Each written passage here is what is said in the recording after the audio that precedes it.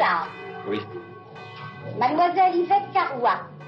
Consentez-vous à prendre pour... Début des années 60, la vie de cette jeune fille va changer. Oui. Au nom de la loi, nous vous déclarons unis par le mariage. Comme toutes les Françaises mariées sous le régime de la communauté des biens, elle ne pourra pas signer des chèques sans l'autorisation de son mari.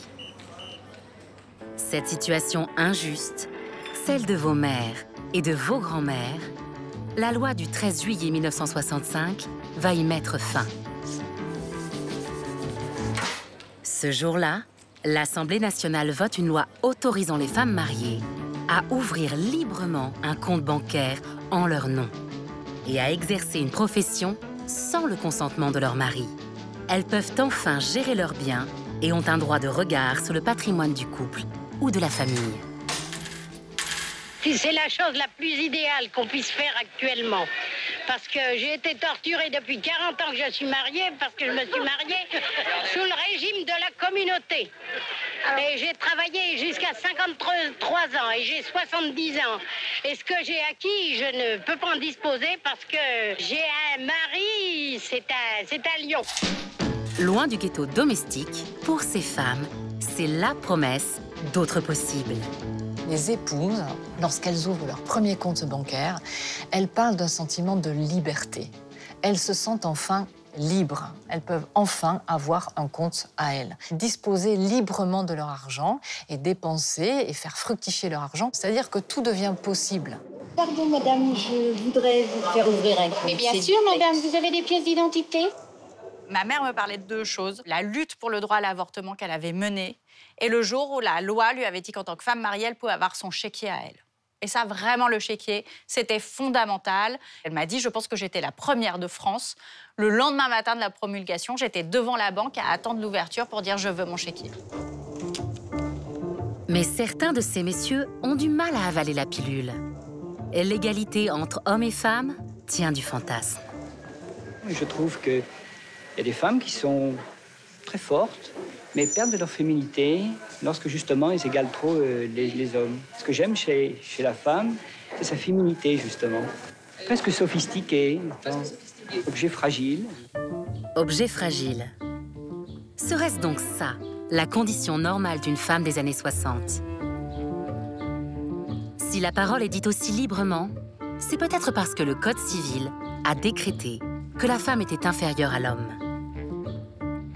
Pour comprendre, il faut remonter le temps, presque 2 siècles plus tôt. Bon coup, on va reprendre. Action.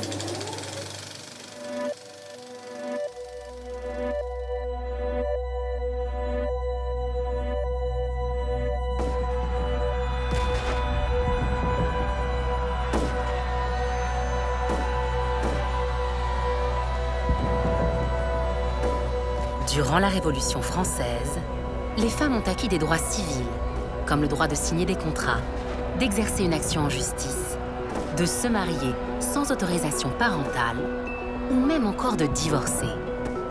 En miroir de ces avancées, aucun droit politique ne leur est accordé. Quand Napoléon Bonaparte arrive au pouvoir en 1799, il ferme la parenthèse révolutionnaire. Il lance alors le projet colossal d'un code civil pour simplifier et unifier le droit des Français. Promulgué en 1804, ces articles définissent le statut des personnes, des biens et des relations entre les citoyens. Ce code est un véritable outil de domination masculine sur les femmes. Début 19e, Napoléon arrive et c'est une dégradation absolument terrible des droits des femmes. Elles perdent tous les droits. Donc on fait l'égalité entre les femmes par le bas. Elles n'ont plus aucun droit sur rien. Le Code civil est un monument juridique d'une grande importance parce qu'il va régir la condition des femmes, et notamment des femmes mariées. C'est, du point de vue de la famille, absolument patriarcal. La femme doit obéissance à son mari, c'est écrit dans le Code civil. Le mari est celui qui donne le nom, bien sûr. La résidence est choisie par l'homme. Le droit au travail, les femmes n'en ont pas.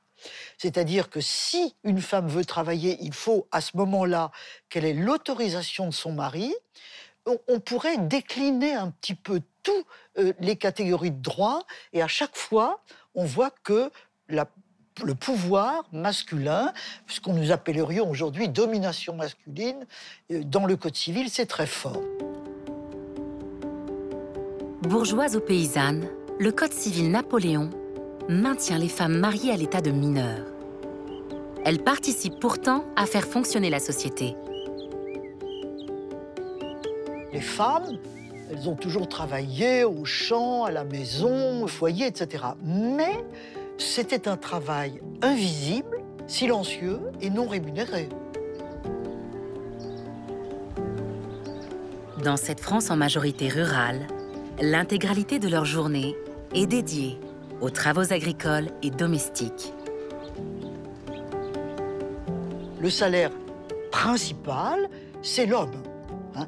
Le statut viril du père de famille, c'est d'apporter son salaire au foyer. Les femmes ne doivent pas manier d'argent, elles ne doivent pas toucher d'argent, c'est pas leur rôle. L'argent, c'est le monde des hommes.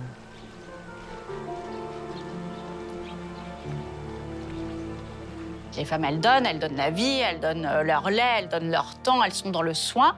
Et donc ça ne doit pas avoir de valeur économique. Et donc elles sont exclues d'une sphère économique. Mais le monde agricole, au début du 19e siècle, est à la peine. Le salaire masculin ne suffit plus pour vivre. Les femmes complètent le revenu familial par des travaux de couture à domicile. Des ateliers distribuent alors chaque semaine de l'ouvrage. Des femmes issues de milieux populaires viennent chercher des coupons de tissu pour les rassembler à leur domicile et confectionner des chapeaux ou des costumes. D'autres filent la laine. On les appelle les dentelières, brodeuses ou petites mains. Elles s'attellent au travail avec leurs enfants qui courent dans leurs jambes. Payées à la pièce, elles perçoivent une rémunération considérée comme un appoint. On va construire des faux salaires, des salaires qui seront grignotés, qui seront jamais en reconnaissance du travail accompli. Au contraire, on va considérer que pour une femme, comme elle va être mariée, et que ça sera la norme sociale dominante et économique, elle n'aura besoin que du superflu. Le salaire d'appoint, c'est ce qui pouvait servir pour se payer les épingles à chapeau. Comme si c'était un luxe pour elles de travailler et que jamais leur salaire était vital pour leur famille, ce qui est totalement faux. Ça veut dire aussi qu'on considère que le salaire des femmes est moindre, puisqu'il n'est qu'un appoint, et on la paye moins, y compris pour des tâches égales. La révolution industrielle change progressivement l'organisation du travail. Des machines actionnées par la vapeur remplacent les métiers à tisser. Des manufactures se transforment en usines le long de la vallée du Rhône, en Alsace, à Roubaix dans le Nord. Elles embauchent massivement des ouvrières. Pour la première fois de leur existence, des femmes quittent leur foyer pour rejoindre un décor qui leur est totalement inconnu. Certes, la machine a remplacé l'aiguille. Mais au foyer comme à l'usine, pour ces petites mains, il n'y a pas d'autre condition possible que l'oubli d'elles-mêmes. Ce sont des gestes simples qui supposent de l'attention. C'est très fatigant. On commence tôt, on finit tard. Ce sont des journées interminables. La main-d'œuvre féminine est aussi une main-d'œuvre très encadrée, très surveillée, avec des interdictions draconiennes de se parler, l'empêchement d'aller aux toilettes. On a pu comparer certains ateliers de femmes à des prisons ou à des couvents, avec une discipline vraiment de fer. Les femmes qui travaillent sont en général contraintes de travailler. Elles sont célibataires, veuves, divorcées. D'autres n'ont pas le choix parce que le mari a un salaire très faible et que les deux salaires sont nécessaires. Et qu'on est dans une économie de salaire familial qui caractérise la classe ouvrière. Dans l'industrie textile, la rémunération quotidienne moyenne est de 2 francs pour un ouvrier, contre moins d'1 franc pour une ouvrière. Les femmes subissent, du seul fait d'être des femmes, une réduction systématique de leur salaire. Quand elle est en usine, on considère qu'elle va moins vite, qu'elle fait moins d'efforts physiques parce qu'elle est moins forte, etc.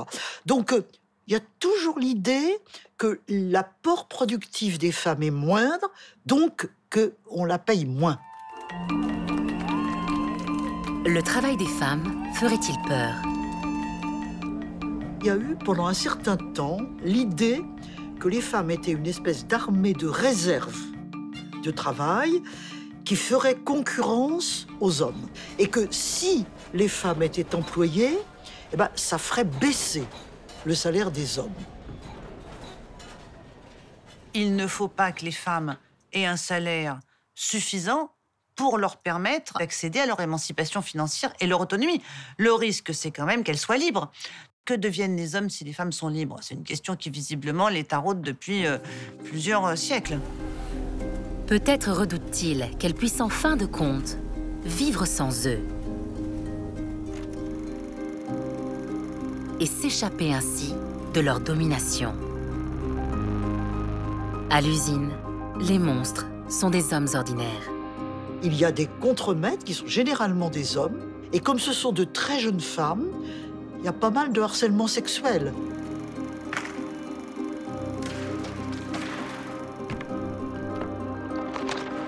Il est si difficile de se soustraire à la domination masculine. En instituant l'infériorité de la femme, le Code civil a créé une condition féminine. Bientôt, les femmes vont s'allier. Sur les barricades, dans les journaux, sur les piquets de grève, elles vont partir à la conquête de leurs droits.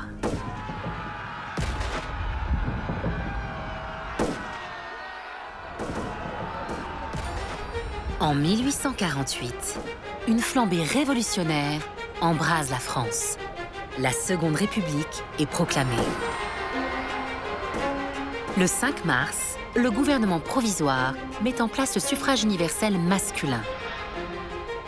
Les femmes sont une nouvelle fois privées du droit de vote alors qu'elles ont participé à la Révolution.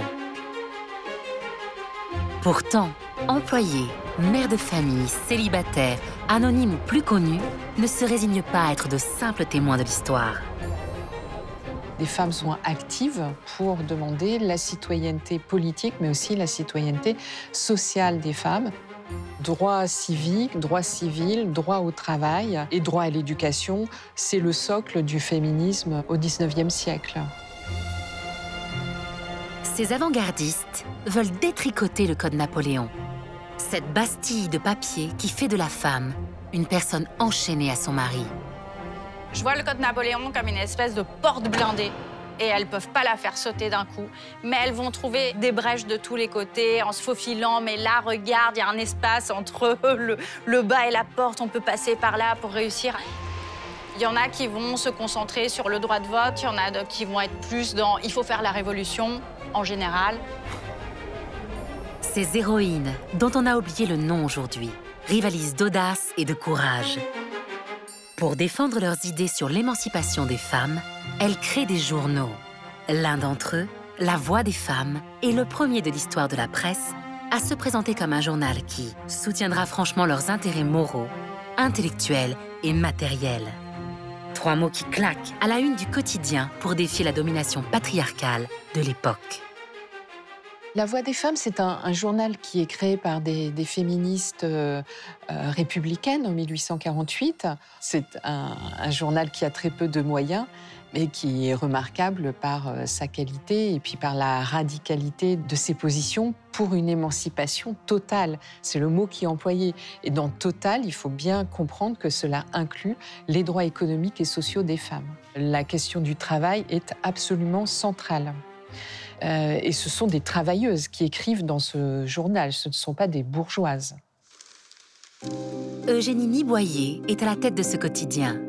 Militante infatigable de la cause des femmes, elle apostrophe la République sur le sort de ses concitoyennes. La liberté pour tous, c'est la liberté pour toutes. Nous ne pouvons associer l'idée de privilège à l'idée de démocratie. Dans le sillage de ce journal apparaît l'Opinion des femmes, une revue fondée par Jeanne de Rouen, une ouvrière lingère devenue institutrice. Le titre de ce mensuel est déjà une revendication en soi. Qu'est-ce que l'opinion des femmes? C'est le jugement qu'une moitié de l'humanité a le droit de porter sur les lois qui lui sont imposées par l'autre moitié. Ses écrits, ses voix semblent si contemporains.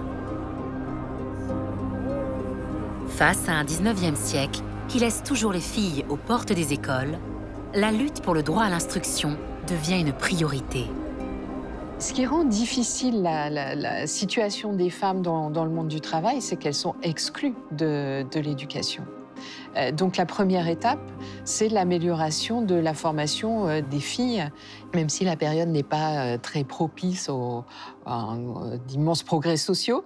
Il y a des initiatives importantes, comme celle d'Élisa Lemonnier, qui avait été active pendant la Révolution de 1848 et qui crée en 1862 la première école professionnelle pour jeunes filles.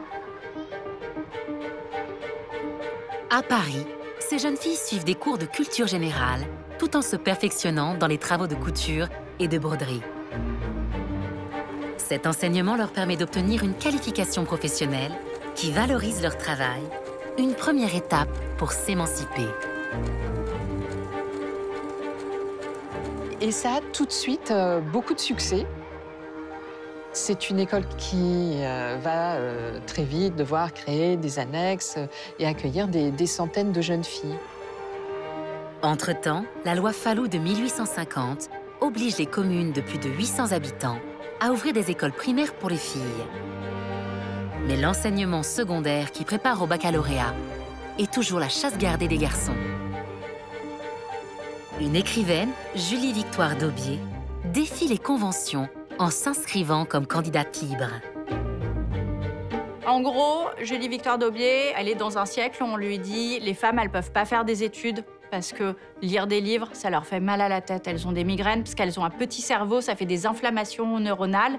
Et donc, en fait, pour leur santé, il ne faut pas qu'elles fassent des études et puis elles n'en ont pas les capacités intellectuelles. Et vraiment, à l'époque, au 19e, on mesure le crâne des gens, on dit bon, bah, toi, t'es idiot parce que t'as un petit crâne. Et Julie Victoire se dit, je vais passer mon bac pour montrer l'égalité intellectuelle entre les femmes et les hommes. C'est quand même ça son but. Et sauf que les femmes n'étaient pas censées passer leur bac. Mais il y a ce gouffre qui est très drôle, c'est que ça paraissait tellement évident qu'elles ne passeraient pas leur bac que ça n'était pas écrit noir sur blanc qu'elles étaient interdites de passer l'épreuve. Et donc elle se démène un peu, mais elle arrive à s'inscrire.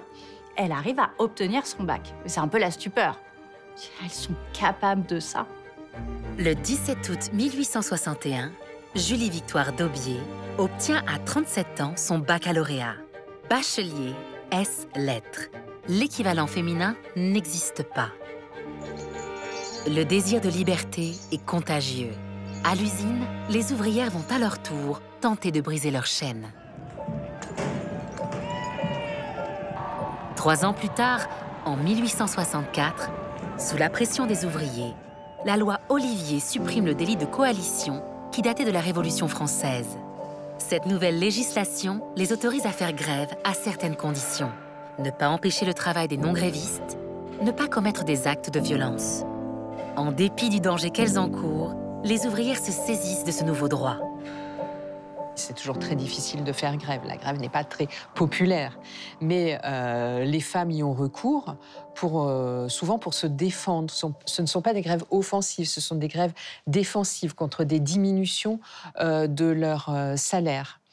Des grèves aussi souvent spontanées, qui ne sont pas déclenchées par les états-majors syndicaux. Donc ce sont des mouvements d'exception, c'est vrai, mais où les femmes peuvent s'approprier la rue, se retrouver. Ces grèves peuvent être joyeuses, il y a des chants, de la provocation, il peut y avoir de la violence.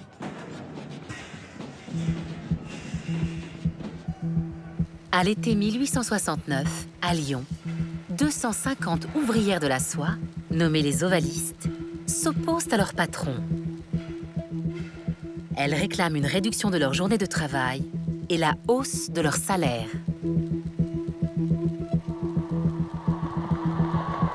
Et leurs clameurs résonnent dans les rues. Tant et si bien que plus de 1800 ouvrières viennent grossir leurs rangs.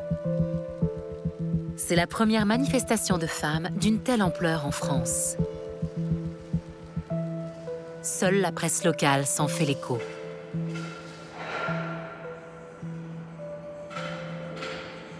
Freinées dans leurs actions par la suspension de leur salaire, elles cessent la grève le 29 juillet.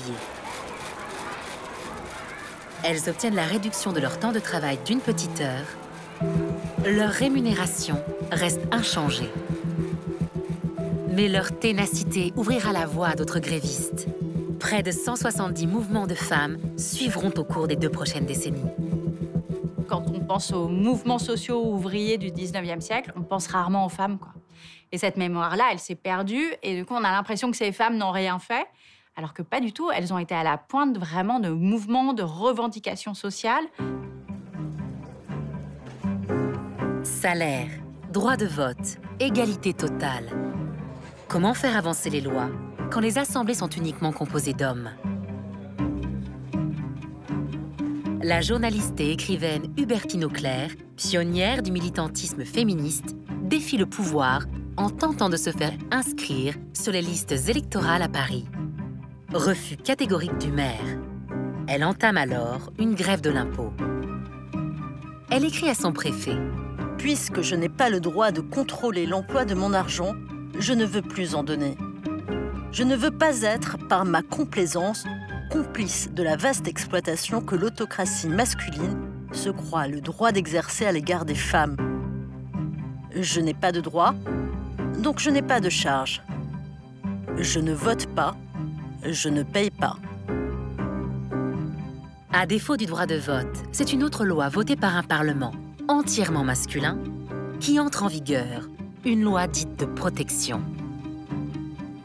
À partir de 1892, elle interdit le travail de nuit des enfants, des filles mineures et des femmes dans l'industrie. Que cache la protection? Est-ce que les travailleuses ne sont pas des travailleurs comme les autres? Effectivement, elles ne sont pas des travailleurs comme les autres. Elles sont vues comme de futures mères, donc il y a la maternité qui occupe toujours un rôle central, la famille. Donc la notion de protection, elle correspond en partie à une réalité, il faut limiter cette exploitation, mais elle cache aussi une logique de défense du rôle traditionnel des femmes qui devraient rester au foyer. Et de fait, les lois dites de protection du travail des femmes vont limiter les possibilités d'emploi des femmes.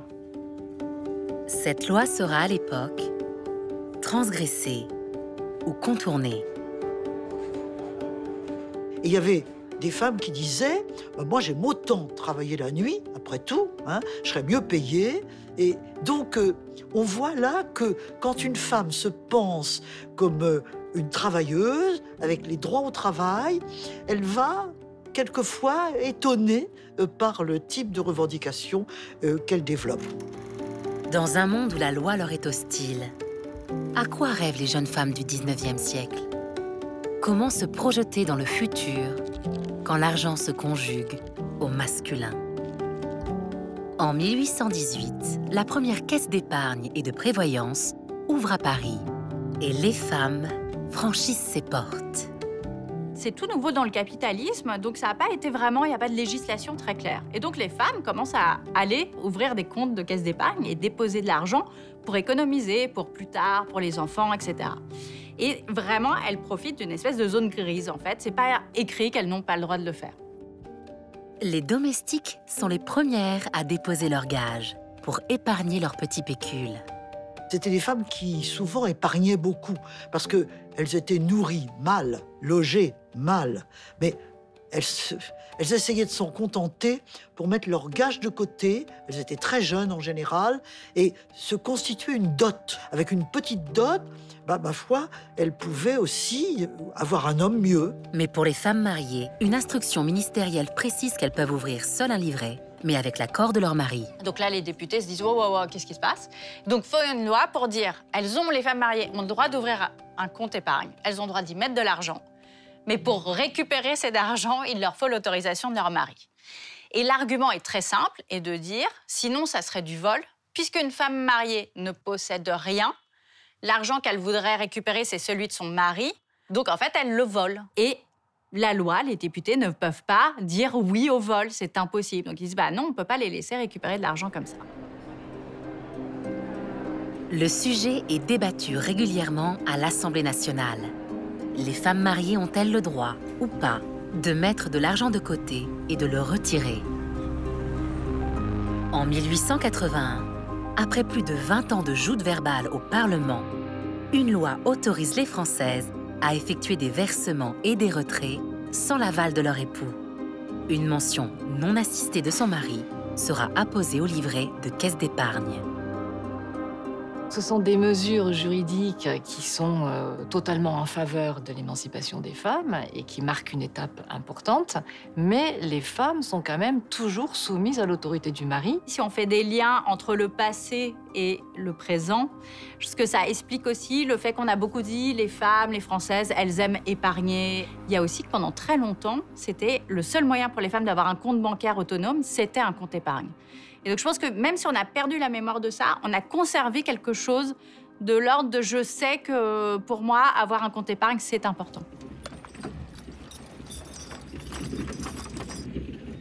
À la fin du 19e siècle, l'industrialisation entraîne la création de métiers dans le secteur tertiaire.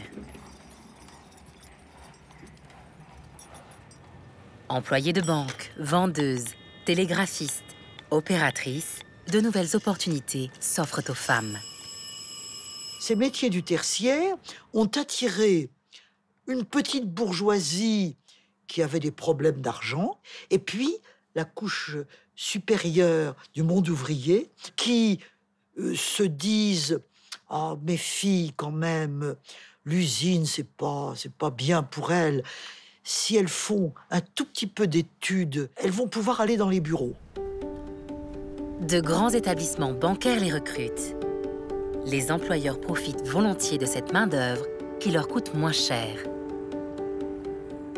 L'employé de banque est un homme, donc c'est un milieu d'hommes, en fait. Et les femmes arrivent progressivement avec le développement des services administratifs. Les métiers d'exécution, des postes subalternes, où là on trouve de plus en plus de femmes. Elles exécutent des tâches répétitives, monotones, anesthésiantes, et elles ont peu de perspectives d'évolution. Parfois, les remarques dépassent l'entendement. Assez bonne employée, n'utilise pas ses moyens, à secouer. Alors qu'un nouveau siècle se fait jour, les féministes vont se charger de secouer le Code civil. Car les Françaises ne peuvent toujours pas disposer librement du fruit de leur travail. Ça nous paraît évident maintenant, hein, qu'une femme mariée, quand elle a travaillé, puisse aller toucher son salaire. Mais c'est toujours cette idée du Code civil, hein, qui fait que c'est le mari qui est le responsable, l'ayant droit, y compris du salaire et du travail de sa femme. Dans la réalité des faits, il y avait beaucoup de maris qui trouvaient tout à fait normal que leur femme aille toucher leur salaire. Mais enfin, si il était en conflit avec sa femme, eh ben, il avait le droit de dire « mais tu toucheras pas ton salaire, c'est moi qui irai le toucher ». Pour les féministes, il est temps que ce bastion tombe. L'une d'entre elles, Jeanne Schmal, part au combat. Afin de sensibiliser l'opinion publique, elle fonde l'association Avant-Courrières. Au programme du collectif, l'obtention de 2 lois. Le droit pour les femmes d'être témoins dans les actes civils et le droit pour les Françaises mariées de disposer librement de leur salaire. Jeanne Chauvin, première avocate à avoir plaidé en France, est chargée de rédiger les 2 projets de loi qui seront distribués aux parlementaires et à la presse. Le but, gagner d'abord la bataille de l'opinion, puis celle de l'Assemblée.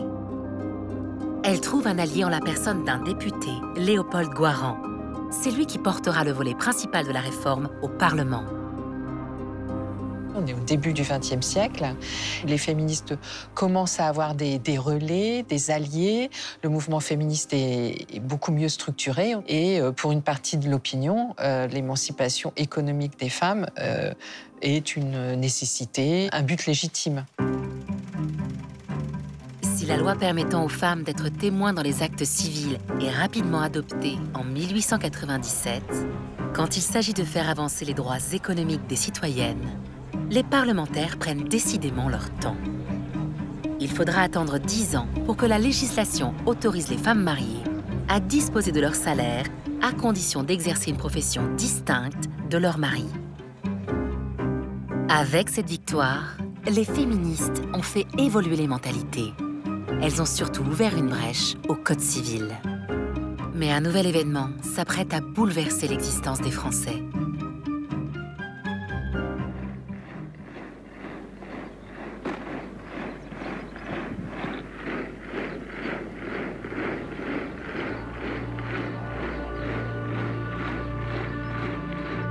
Le 3 août 1914, l'Allemagne déclare la guerre à la France.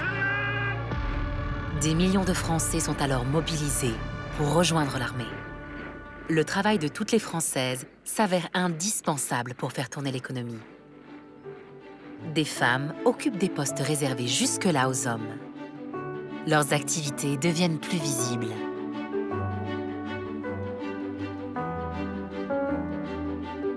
Les maris partis au front leur signent des procurations les autorisant à gérer l'argent du compte familial. La guerre a ceci de paradoxal qu'elle leur permet de goûter à une autonomie nouvelle, celle de gérer entièrement l'argent. Mais le conflit s'enlise. Les usines d'armement embauchent à tour de bras des ouvrières pour participer à l'effort de guerre. Elles leur proposent un salaire élevé. Il reste quand même inférieur de moitié à celui des hommes. Ces travailleuses sont affublées d'un nouveau nom, les munitionnettes. C'est une manière de ne pas les prendre tout à fait au sérieux ou de rendre jolie, pittoresque, une activité qui en réalité est très difficile. Pour gagner la guerre, il faut produire plus d'armes. Les lois de protection sont levées. Dans les usines d'armement, les cadences sont infernales. En une journée, une munitionnette soulève plus de 30 tonnes d'acier et de métal. 2000 obus passent dans ses mains. Les ouvrières ne bénéficient que de 2 jours par mois de repos. Les accidents se comptent par centaines. Des grèves éclatent. L'État tente alors de mener des négociations entre salariés et patronat. Il va y avoir tout un débat avec le ministère de la Guerre pour savoir si on va leur octroyer des hausses de rémunération. C'est très tendu. Et le ministre de l'Armement, Albert Thomas, va essayer de mettre en place un arrêté pour favoriser l'égalité salariale. Mais très vite, le patronat va donner des arguments où l'on retrouve le fait qu'elle serait moins productive, qu'il y aurait des nouveaux coûts pour l'outillage lorsqu'on fait travailler des femmes, toujours suspectes de ne pas être à la hauteur, mais pour autant, on maintiendra un abattement. En temps de paix, comme en temps de guerre, le masculin l'emporte toujours sur le féminin. D'ailleurs, l'armistice signé, les Françaises sont incitées à quitter leur poste pour laisser leur place aux soldats qui rentrent. Certains employeurs refusent même d'embaucher de nouvelles employées. Au sein de grands établissements bancaires, des notes internes circulent et dévoilent un sexisme à peine dissimulé. Je ne suis pas encore décidé à employer des femmes, et je m'en passerai aussi longtemps que je le pourrai. Tout ce que j'en ai entendu dire jusqu'à présent par ceux qui en ont l'expérience ne m'engage nullement à essayer. La virilité française qui, à ce moment-là, a été très abîmée, même si en sortant vainqueur de la guerre, mais c'est quand même un conflit terrible.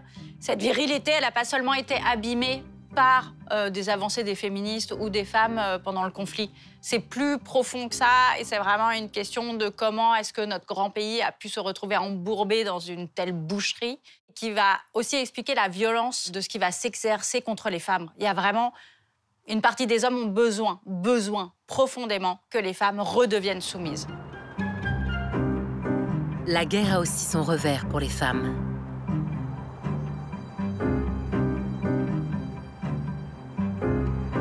Du jour au lendemain, elles sont à nouveau assignées au foyer pour remplir leurs devoirs d'épouse et surtout de mère.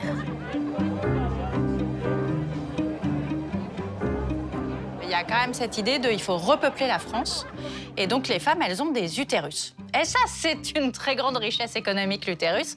Et donc vraiment, on est à ce moment-là sur un discours politique qui est de il faut qu'elles fassent des enfants. Dans les rues, dans la presse, les affiches martèlent ce message. Donner naissance à des enfants relève du devoir patriotique et moral.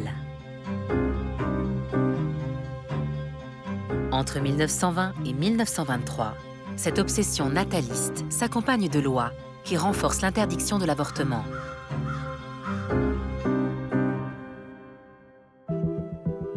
Le corps des femmes devient la propriété de la nation.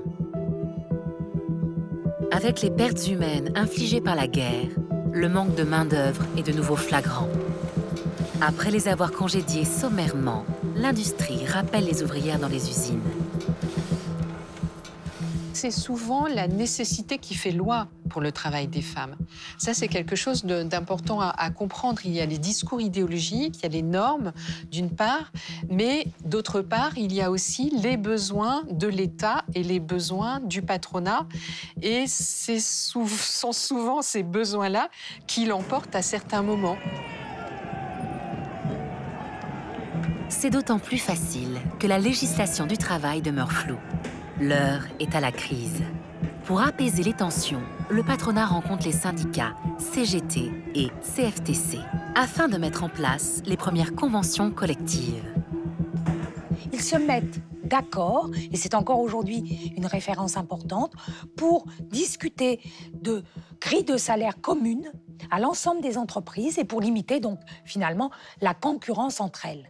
Et dans ces conventions collectives, patronat et syndicats se mettent d'accord sur le principe d'abattement sur le salaire des femmes.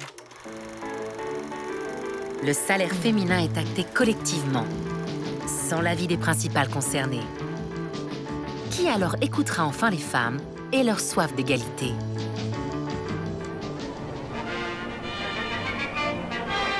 Au printemps 1936, l'accession au pouvoir de Léon Blum et du Front populaire suscite un véritable espoir de changement.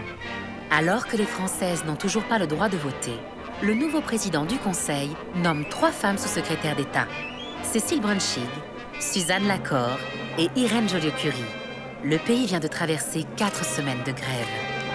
Léon Blum convoque patronat et syndicats à Matignon. Pas beaucoup de femmes autour des accords de Matignon, une seule, Martha Desrumaux, qui était une femme du Nord. Elle a tout de même fait entendre la voix des femmes et du coup, on a posé la question de la différence de salaire entre les hommes et les femmes. Martha Desrumaux disait, mais enfin, vous vous rendez compte? Vous acceptez que les salaires des femmes soient inférieurs à celui des hommes pour le même travail? Alors, les syndicalistes ont dit, bah non, c'est pas bien, c'est pas bien. Alors, ils ont dit, voilà, on va limiter. Mais ils ont quand même admis que 15-20%, c'était admissible. Si un écart de salaire persiste, ces accords signent des améliorations notables pour la condition féminine. Il va y avoir des hausses de salaire généralisées, et notamment pour les bas salaires. Et qui dit bas salaire, dit majorité de femmes. Donc, les femmes dans les usines vont connaître des hausses de rémunération très importantes. Elles vont avoir droit aussi au début des congés payés, à la semaine de 40 heures, et puis on oublie souvent de rappeler qu'il y aura des droits syndicaux qui vont apparaître à ce moment-là, qui seront ouverts aux femmes. Elles vont devenir élues, parfois déléguées de leur entreprise. C'est aussi une avancée. En matière des droits des femmes, il n'existe pas de baguette magique. La conquête des libertés se gagne étape par étape. Et les Françaises sont toujours sous l'autorité maritale. Après une mobilisation intense des féministes, la loi du 18 février 1938 leur accorde enfin la capacité civile que leur ravissait le Code Napoléon. l'article 213, la femme doit obéissance à son mari, est supprimé. Elles peuvent faire des démarches en justice, demander seuls des papiers d'identité ou louer pour les plus riches des coffres-forts. Mais pour les féministes, cette réforme ne va pas assez loin. La droite, l'Église catholique sont très opposés à toute réforme du Code civil. Le mari doit rester le chef de famille, le chef de sa femme et le chef de ses enfants. Donc une certaine déception accompagne l'adoption de cette loi. Il y a quand même les femmes mariées gagnent une certaine autonomie, mais pas au point, par exemple, de pouvoir travailler sans l'autorisation du mari. Donc c'est une demi-victoire, un demi-échec. L'histoire des femmes écrite par les hommes se répète inlassablement. Après le temps de la défaite et de l'humiliation, en 1940, Philippe Pétain, qui a les pleins pouvoirs, exclut les femmes mariées de la fonction publique, les met en congé sans solde si elles ont moins de 3 enfants. Les femmes toujours coupables de ne pas faire assez d'enfants, mises à l'index par un Pétain qui refusera toute sa vie d'être père. Rattrapées une nouvelle fois par le manque de main-d'œuvre, ces lois seront suspendues.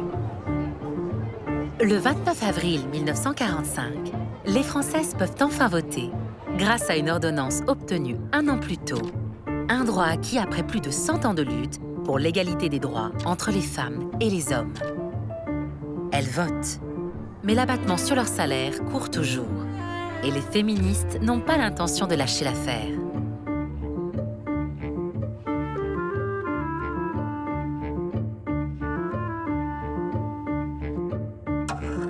En 1946, les Françaises trouvent un nouvel allié sur leur chemin vers l'émancipation économique. Ambroise Croizat, ministre du Travail. À la Libération, gaullistes, communistes ont beaucoup dirigé la France. Et Ambroise Croizat, ministre communiste, avait dit mais il faut qu'il y ait une loi qui dise à travail égal, salaire égal. Il va inscrire la fin de tous les abattements, donc en 1946, qui sera ensuite relayé dans le préambule de la Constitution qui prévoit que la femme a tous les droits de l'homme.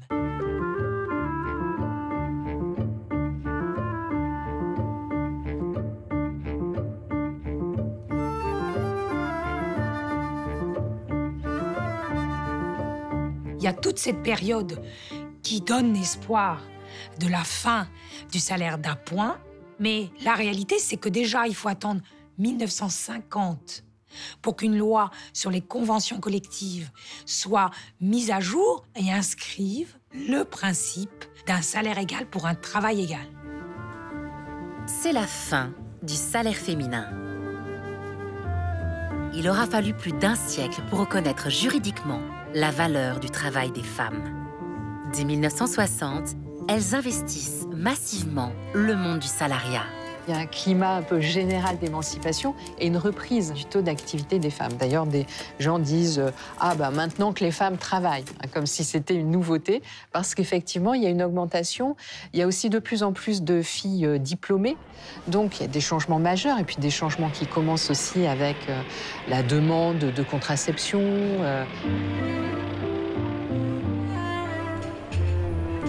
C'est dans ce contexte d'espérance d'une émancipation plus vaste que la réforme du Code civil a lieu le 13 juillet 1965. Elle marque un tournant décisif pour l'indépendance financière des femmes mariées. 2 ans plus tard, en 1967, un dernier verrou tombe, celui de l'accès à la bourse.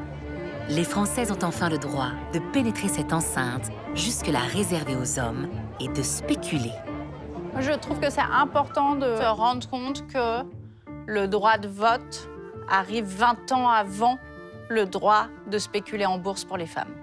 On a un peu l'impression qu'avec le droit de vote, on a acquis la grande loi d'égalité des droits, etc., mais pas du tout. Et se dire que les hommes de l'époque étaient davantage prêts à nous laisser voter que spéculer en bourse, je dis que Ça dit beaucoup sur l'importance du pouvoir économique et sur le fait que ça, c'était quand même le dernier bastion qui a résisté. C'est vraiment la finance et l'argent et l'indépendance économique, plus que l'indépendance politique finalement. Oubliez la femme dépendante de son époux. Après des décennies de lutte, la femme moderne possède son propre carnet de chèques et même le petit écran s'intéresse à elle.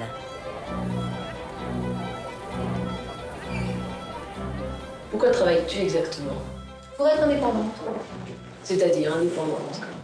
Indépendante, le travail procure beaucoup d'indépendance parce que tout d'abord, sur le plan financier, oui. Sur le plan idée. Vis-à-vis de ton mari? Oui.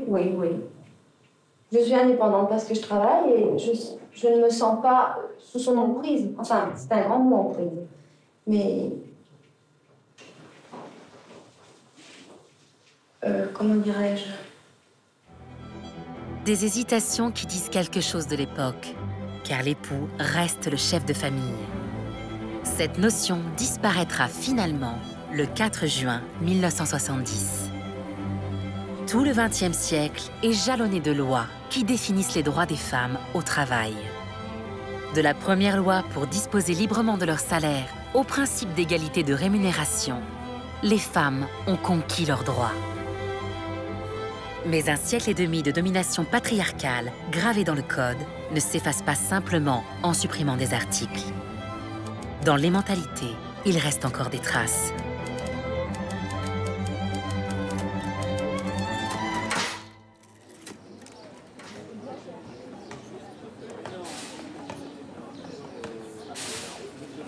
Madame Marie-Pierre Rixin, rapporteure de la commission mixte paritaire. En 2021, c'est encore une femme députée qui se saisit d'un dossier tabou, celui des violences économiques conjugales. Monsieur le Président. À la tribune, Marie-Pierre Rixin propose une loi qui instaure, entre autres, l'obligation de verser le salaire sur un compte bancaire ouvert au nom du salarié ou de la salariée. Son but, éviter la captation d'un salaire ou même d'une prestation sociale par un mari ou un conjoint violent. Les violences économiques définissent un comportement qui a pour conséquence d'appauvrir ou alors de freiner l'enrichissement d'une personne. C'est quand un conjoint va faire en sorte que sa conjointe, généralement, soit ne puisse pas travailler pour gagner de l'argent, soit va s'appauvrir dans le cadre du mariage, soit ne va pas pouvoir investir, par exemple, ou utiliser son argent comme elle l'entend. Et on a fait une étude avec l'IFOP et les Glorieuses qui explique qu'en France, 41% des femmes vivent ou ont vécu une situation de violence économique dans leur couple. Encore une fois, le contrôle financier raconte un mécanisme de domination par l'argent. On vit dans une société où l'argent va définir le pouvoir. Plus on va avoir d'argent, plus on va avoir de pouvoir. Donc ce qui se fait dans la société va se faire aussi au sein du couple. Et ce qu'on remarque, c'est que quand il y a une personne qui gagne sensiblement plus que l'autre, et bien finalement, il y a plus de possibilités qu'il y ait des situations de violence économique conjugale. Pourquoi est-ce que c'est si difficile pour une femme victime de violence de quitter son conjoint violent? Parce qu'évidemment, il y a des phénomènes d'emprise, parce qu'il y a des chantages sur les enfants, mais aussi parce que quand on gagne moins que son conjoint, quand on n'a pas d'indépendance économique, quitter son conjoint, ça veut dire être à la rue, ne pas pouvoir se payer son logement, ne pas pouvoir nourrir ses enfants. L'erreur serait de croire que les luttes touchent à leur fin. Triste constat. À temps de travail égal, les femmes touchent 15% de moins que les hommes dans le secteur privé. Le divorce entraîne une perte de niveau de vie de 22% pour les femmes, contre 3% pour les hommes. Et leur retraite est en moyenne de 40% plus basse. Tant que les femmes n'auront pas un patrimoine économique, financier équivalent à celui des hommes, il sera possible de leur retirer leurs droits politiques, de leur retirer leurs droits sexuels, de leur retirer finalement tous les droits qu'elles ont aujourd'hui dans notre société. Alors, le patriarcat serait-il une forteresse imprenable? C'est un magnifique édifice, le patriarcat, dans lequel tout est terriblement bien emboîté. Il faut arriver à déstabiliser l'édifice pièce par pièce, en se disant qu'à un moment donné, à force d'enlever une pièce, c'est la structure qui va s'écrouler. Voilà. Mais on n'en est pas encore à la structure, on en est encore aux pièces par pièce. L'histoire nous montre que la lutte des femmes pour s'affranchir du patriarcat est longue et semée d'embûches. Cette épopée si inspirante a contribué et contribue encore à l'évolution de la condition de toutes les femmes. N'oubliez pas que les progrès qui ont été faits, peut-être ont-ils été acquis par les luttes d'avant. N'oubliez pas l'histoire des femmes, ne l'oubliez pas. Elles ont eu une histoire, elles ont fait des choses, et ayez un petit regard pour elles de temps en temps.